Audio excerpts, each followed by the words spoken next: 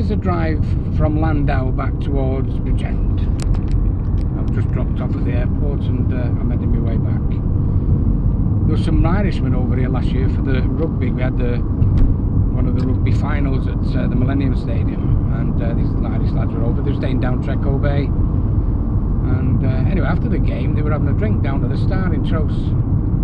Come the end of the night, of course, a bit worse for wear, and they said to the landlord, he says, "Hey, tell me, sir, now," he says, "how do we get home to Treco Bay?" "Oh," he said, "get a taxi, mate." He says, "Well, we have no money."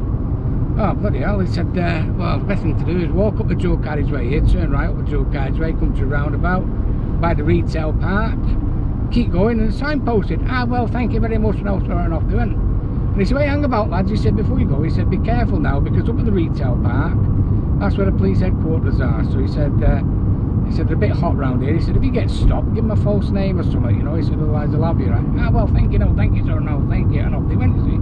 Up the dual carriageway, turned round the dual carriageway, they're by the retail park. Lo and behold, cop car pulls over. "Aye, aye, lads," he said, "drunken or disorderly, are we?" He said, "What's your name then, son?"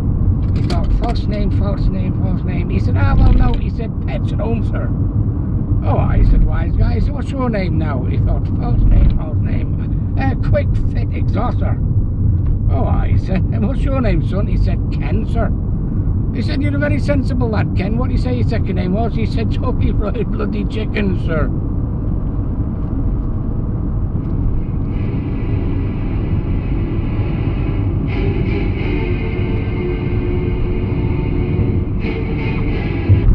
I had one of them. I took him back to the railway station, and of course he got in. He says, "You busy, drive?" I said, "No, quiet, mate."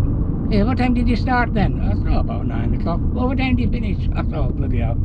I said, "About 6:30. So I said, "You had your holidays, have you?" "Ah, well, no." He said, "Yes." I said, "When did you go then?" He said, "We went to Majorca." I said, "Where?"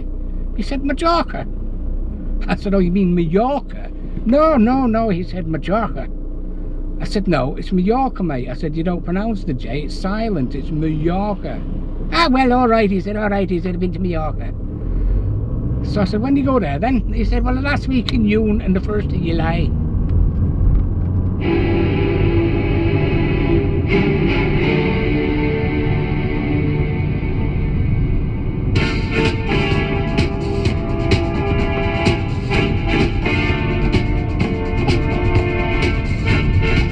St. Pete was on the gates of heaven, and it had a big sign up saying, "Only heroes today." Anyway, this old fella goes over, said, St. Peter said, "Sorry, mate." He said, "Only heroes today." He said, "I'm the hero." "Oh, aye." He said, "What do you do then?" He says, "Well, in the war," he said, "me and my pals," he said, "were trapped in a bunker with this German machine gun, had us pinned down." He said, "We're there for about 4 hours.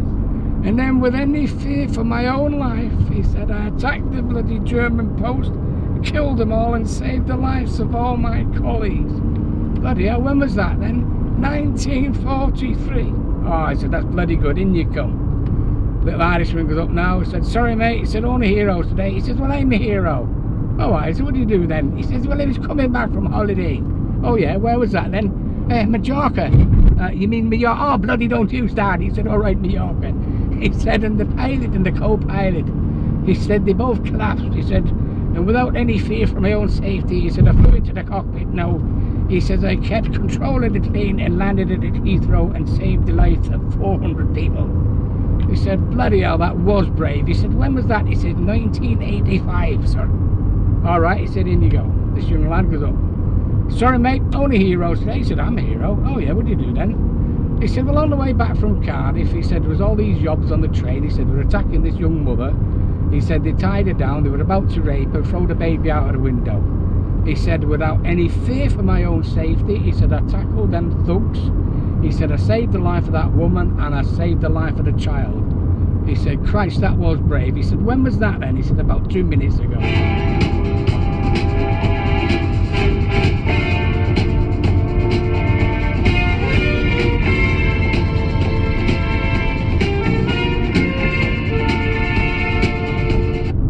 Irishman goes to confession. He says, "Bless me, Father, for I have sinned."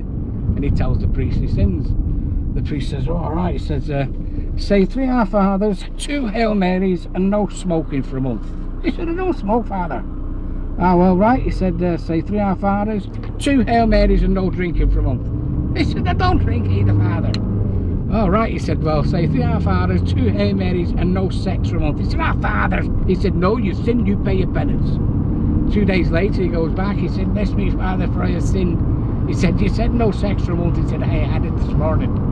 Oh, he said, what made you give him to temptation? He said, well, Father, the wife wears miniskirts and no knickers. He said, and this morning she was bending down to pick up a tin of beans. He said, I couldn't control myself. He says, so I'll give her one. He says, will I be banned from heaven? He said, no, what makes you say that? He said, well, he banned me from Tesco's.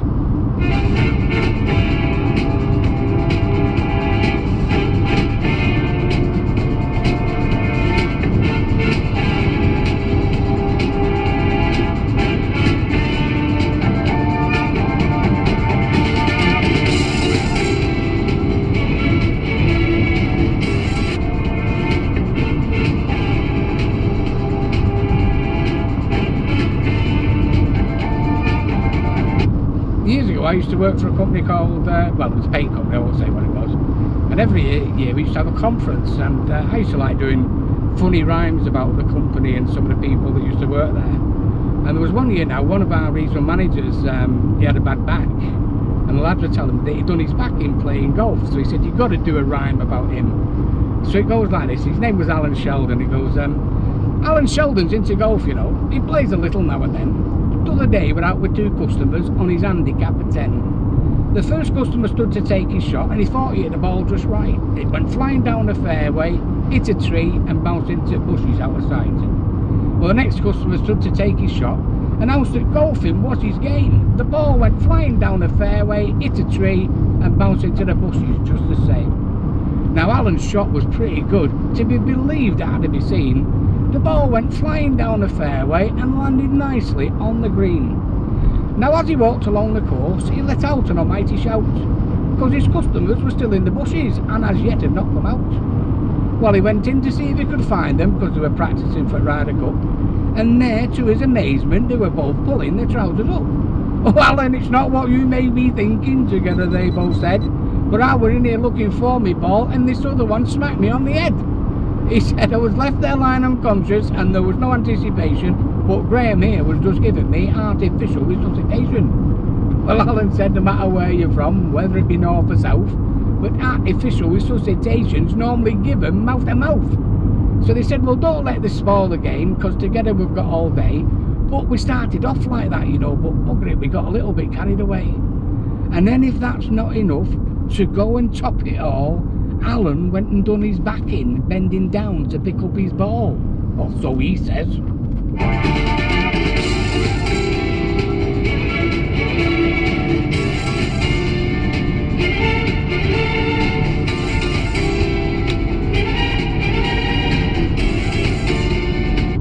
Last one now for a minute. Yeah, we had a other area manager, his name Chris Mackenzie was. He was my immediate boss at the time. And on the in-store magazine, or the in-house magazine, there was a picture of him on the cover playing golf, you see. So they all said, oh, you got to do something about this. So anyway, it goes like it goes. Now, we all know Chris Mackenzie. He's a golfer through and through. He said he's always played around since the age of 22. Well, I went out one day to watch him, and I caddied just for fun. And it was there that I witnessed he always got all in one. Well, he told me how he did it as he danced a little jig. He said, I see everything little with this eye, and this eye sees everything big. Well, he stood to take his next shot, a hole in one, it was his goal. He said, all I do is hit the little ball into the great big hole. Well, he did it once again, you know, and as he went to retrieve his ball, he nipped behind the bushes for the bay and nature's call. When he came out from behind the bushes, his trousers were soaking wet. I asked him if he was alright, or a new pair to go and get. No, he said, really, I'm feeling fine. The trouble was, I looked down and thought, nah, the little one isn't mine.